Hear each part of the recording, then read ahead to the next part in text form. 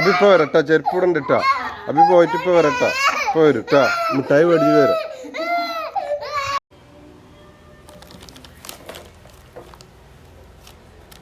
First day കൊണ്ടുപോയ ബാഗാണ് guys. Full കീറി പറഞ്ഞ് പളീസാക്കി കൊണ്ടുവന്നിട്ടുണ്ട്. ഇതുപോലെ കഴിവുള്ള മക്കളെ എവിടെയെങ്കിലും ഉണ്ടെങ്കിൽ കമൻറ്റ് ചെയ്തോളേയും, അഭിപ്രായങ്ങളൊക്കെ പറഞ്ഞോളേ. ഒന്ന് കൊടുത്തയച്ച ബാഗാണ്.